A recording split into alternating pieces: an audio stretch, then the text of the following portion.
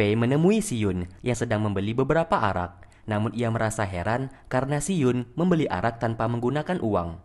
Si Yun beralasan kalau ia membeli arak dan membayarnya dengan sebuah lagu karena Si Yun ini jago nyanyi. Hal tersebut membuat Fei tersenyum.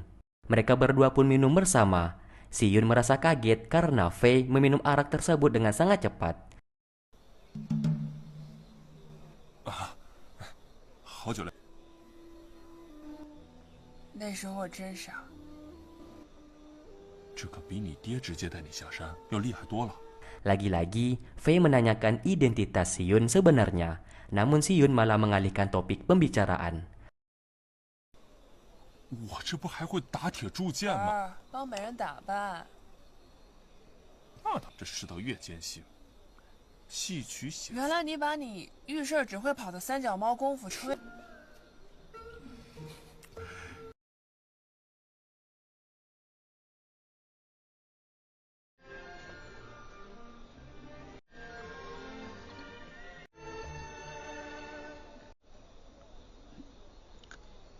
Fei yang kebanyakan minum akhirnya mabuk dan tertidur di bahunya.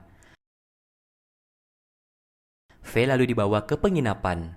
Di saat Si Yun hendak memegang pedang kayu yang ia berikan, sesaat ia tak jadi memegangnya. Ia pun tersenyum dan pergi dari sana.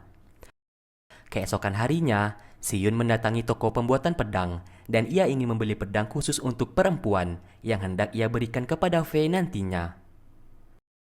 这挂哪儿啊？没地儿啊。 Di lain sisi, Cucu tiba-tiba merasakan sakit di perutnya dan meminta bantuan Fei untuk membawakan ia ke rumah sakit. Di saat mereka hendak pergi, mereka ditahan oleh Chen Fei yang menyuruh mereka untuk segera kembali sebelum larut malam. 霍连涛背后朝三皇子陈子琛铁一色。好了。 Setibanya Fei di rumah sakit, ia tak sengaja melihat burung elang di langit. Si Yun juga melihatnya. Kini mereka menyadari kalau burung itu dimiliki oleh Tianji dari klan penjahat. Dan tiba-tiba, para penduduk desa berlari ketakutan karena klan penjahat telah datang ke desa mereka. Si Yun membayar pedagang pedang tersebut dan membawa pedang itu pergi dari sana. 先生。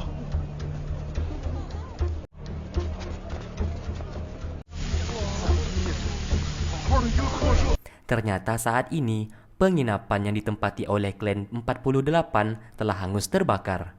Seluruh orang yang berada di sana tewas terbakar, dan itu adalah ulah Tianjin. Terlihat burung elang itu menghampirinya. Tak lama kemudian, hakim daerah datang ke sana dan mengecek situasi kenapa bisa terjadi kebakaran. Di saat hakim daerah menemui Tianjin, ia justru balik ketakutan. Ia pun hanya tunduk hormat kepadanya. Tianjin meminta hakim daerah untuk meminjamkan tentaranya karena ia ingin mengeluarkan mayat yang berada di penginapan di sana. 借兵一用。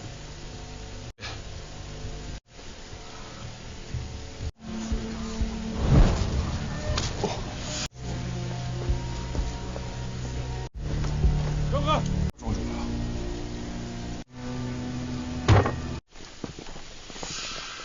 大哥，祝县令，沈某惹了这么大的乱子。 Tak lama kemudian, Tiansu datang ke sana. Ia sesaat meminta maaf atas nama Tianjin karena telah melakukan tindakan yang ceroboh yang telah membuat kebakaran penginapan di sana. Hakim daerah hanya iya-iya saja dan ia tidak berani melawan. 这么按捺不住，我也是不得已而为，已经出现了，是来找我们的话，跑了，也只是为了完成交代。还有别的想的，我还有许多事情上要处理。大哥，大庄主，接下来我们如何行事？全城封锁，再在城门口设防，坏了大事。是。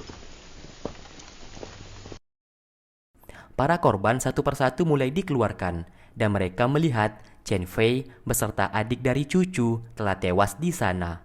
Cucu akhirnya tak sanggup menahan air mata melihat adiknya tewas.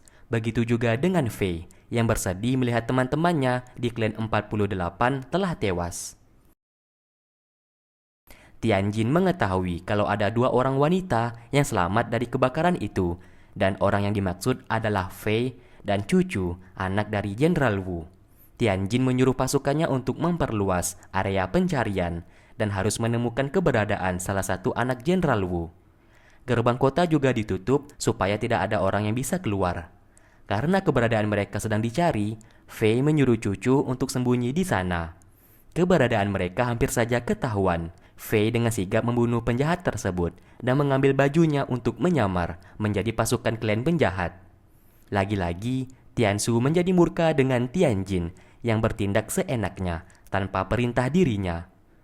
Tiansu akhirnya membiarkan apa yang hendak dilakukan oleh Tianjin, dan saat ini ia pun tak peduli, karena yang terpenting saat ini ia sedang mencari keberadaan seseorang pangeran yang sedang bersembunyi di kota itu, yang sampai saat ini pangeran ini belum diceritakan siapa. Fei yang sedang menyamar mengetahui kalau orang yang dicari oleh Tiansu dan Tianjin tidaklah sama. Di malam harinya, Fei kembali menemui Cucu. Ia memberikan pakaian milik klan penjahat, dan mereka berdua mencoba menyamar menjadi klan penjahat. Di lain sisi, Xiyun bertemu dengan seorang pria yang bernama Bei, dan ia juga dibawa ke suatu rumah. Di sana ia bertemu dengan seorang pangeran yang bernama Zichen, dan orang inilah yang sedang dicari oleh Tiansu. Zichen memanggil Xiyun dengan sebutan kakak angkat. 看到白先生突然出现，看到你无碍就好。我还有些事情需要处理，回来再同你一叙。外面这么乱，无论如何都不能非去不可。既然知道，就不要拦我。让白先生先去探查一番吧。有什么消息立刻告诉我。Xiyun berusaha pergi dari sana untuk mencari teman-temannya, namun dihentikan oleh Zichen. Karena ia mengatakan saat ini Xiyun masih terkena racun dan belum bisa mengeluarkan kekuatannya. Hal itu sangat berbahaya apabila Xiyun bertemu dengan klan penjahat. Maka dari itu, Zichen mengutus para pengawalnya untuk mencari teman-teman Xiyun di luar sana. Salah satu sahabat Chen Fei yang memiliki penginapan ternyata telah berkhianat. Ia sengaja membakar penginapannya sendiri agar bisa membunuh kedua anak Jenderal Wu yang sudah disuruh oleh Tianjin. Namun salah satu anak dari Jenderal Wu yang seorang perempuan berhasil selamat. Pengkhianat itu mengatakan kalau salah satu anak Jenderal Wu diselamatkan oleh seorang wanita yang bernama Fei, dan Fei merupakan anak ketua dari klan 48. Tianjin hanya tertawa mengetahui informasi tersebut. Kembali ke mereka, Zichen meminta Xiyun untuk pulang karena sudah bertahun-tahun Xiyun berkelana dan tidak pernah pulang. Belum sempat Xiyun menjawab, Bei datang ke sana. 殿下，萧公子，我现在叫谢云，外面怎么样？这是火场上地上搜录下的物件。 Ia pun membawa sebuah barang dari tempat penginapan yang sudah terbakar. Xiyun melihat beberapa barang milik Fei yang sudah hangus terbakar. Setelah ditelaah dengan benar, ia pun menyadari kalau Tianjin bukanlah mencari seseorang, melainkan mencari sebuah barang. Sesaat ia memikirkan sebuah barang, yaitu berupa gelang yang bernama gelang Haitian, yang dulu sempat dipakai oleh Fei masih kecil. Belum dijelaskan kegunaan gelang Haitian ini untuk apa, namun yang pastinya Tianjin sangat menginginkan gelang Haitian tersebut. Singkat cerita, Xiyun dan Bei pergi keluar untuk mengecek keadaan. Ternyata saat ini Tiansu dan Tianjin telah mendominasi kota tersebut.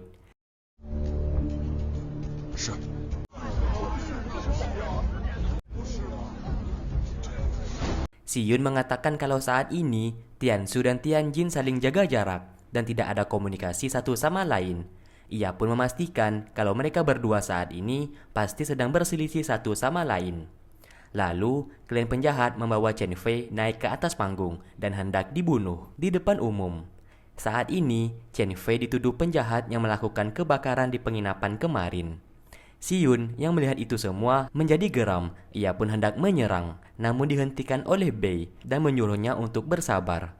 Chen Fei menjadi murka melihat sahabatnya sendiri menjadi pengkhianat dan mengkhianati dirinya. Si Yun lagi-lagi hendak menyelamatkan Chen Fei, namun ia ditahan oleh Bei karena temannya itu terlihat sudah sekarat. Apabila diselamatkan, belum tentu juga bisa hidup.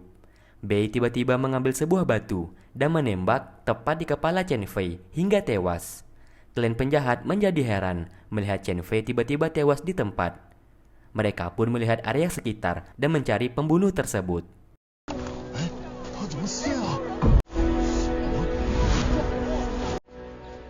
Lalu, si Yun dibawa pergi. Bei meminta maaf atas perbuatannya. Ia terpaksa melakukan itu karena kasihan melihat Chen Fei yang disiksa.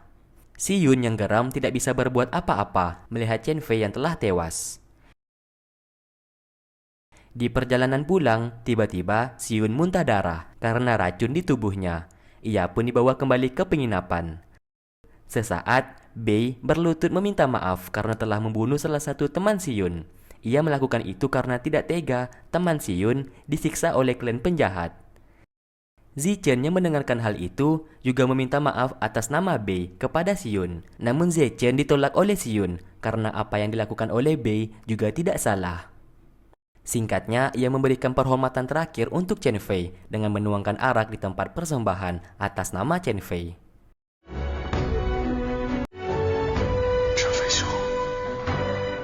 Keesokan harinya, si Yun mendapatkan kabar kalau Tianzu dan Tianjin sedang menggeledah rumah penduduk. Tianjin saat ini mencari seorang wanita dan anak laki-laki yang bisa dipastikan Tianjin sedang mencari kedua anak Jenderal Wu. Sedangkan Tianzu menyuruh anak buahnya untuk mencocokkan sebuah gambar laki-laki yang diketahui orang itu pasti adalah Zichen yang merupakan pangeran yang dicari-cari oleh Tianzu. 沈天树找的不是吴楚楚，而是你。他们的人马还有多久要到？一盏茶的功夫。 Tak lama kemudian, pasukan dari Tianzu datang ke rumah mereka. Saat ini, mereka berpura-pura menjadi satu keluarga, dan Bei adalah ayah mereka yang sakit-sakitan. Untung saja sandiwara mereka tidak ketahuan. 官爷，你慢走啊！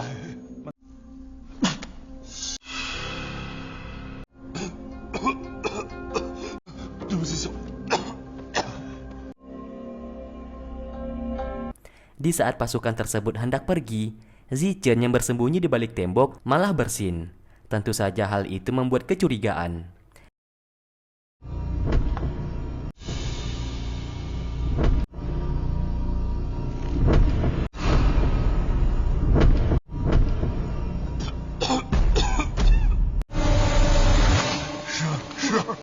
Syukurnya, si Yun pandai berakting dan berpura-pura sakit, dan sakit itu bisa menyebarkan virus. Para pasukan yang mendengarkan hal itu malah lari dari sana karena takut ketularan virus. Akting mereka akhirnya berhasil dan menyelamatkan nyawa Zichen. 委屈谢公子了。不委屈，不委屈，都过去了。子琛啊，沈天树突袭黑牢，本以为能拿下霍家堡的一支羽翼，抓住霍连涛。 Dan sampai saat ini belum dijelaskan siapa ini Zichen dan kenapa ia diincar oleh Tianzu. Di lain tempat, Fei dan cucu bersembunyi di salah satu rumah milik istri simpanan hakim daerah. Saat hendak pergi, mereka bertemu dengan seorang wanita tua, dan wanita ini merupakan istri simpanan atau istri kedua hakim daerah. Namun wanita tersebut seperti sakit jiwa. Terlihat ia ngomong ngelantur kepada Fei. Bahkan ia juga tersenyum tidak jelas. Wanita yang belum disebutkan namanya ini mengatakan kalau Fei dan cucu mau keluar dari rumah itu, mereka harus bisa mengalahkannya terlebih dahulu. Sesaat ia juga tahu kalau Fei menguasai ilmu berpedang pemecah salju, dan ia mengatakan bisa mengalahkan jurus tersebut. Setelah ngerocos tidak jelas, wanita itu pun pergi dari sana sambil tersenyum. Seorang pelayan di rumah itu yang telah menyelamatkan mereka mengatakan untuk tidak usah terlalu memikirkan perkataan wanita tadi. Lalu mereka pun berbincang satu sama lain, dan Fei menceritakan kalau dirinya adalah anak ketua dari klan 48 yang bernama Jirong, dan kakeknya bernama Li Zeng yang merupakan ketua klan 48 terdahulu. Pelayan tersebut yang mendengarkan hal itu seketika mengajak mereka masuk ke dalam. Pelayan itu pun menceritakan sesuatu hal yang ternyata wanita setengah gila tadi merupakan teman dari kakek Fei, dan ia juga tahu seluk-beluk dari klan 48. Kita pun flashback ke masa lalu, yang dimana wanita setengah gila tadi bernama Duan. Dan di saat itu, Duan membawa seorang bayi, dan ia sedang diserang oleh beberapa orang. Pelayan itu pun tak sengaja melihat dari kejauhan. Lalu ia melihat seorang pria membantu Duan, yang ternyata itu adalah Li Zeng, kakek dari Fei, ketua klan 48 terdahulu. Sebelum Li Zeng melawan para penjahat tersebut, tiba-tiba part keempat pun selesai. Oke, terima kasih buat kalian yang sudah stay tune terus di channel ini dan membantu dan menonton video-video yang aku upload. Sampai berjumpa di part berikutnya. Wassalamualaikum warahmatullahi wabarakatuh.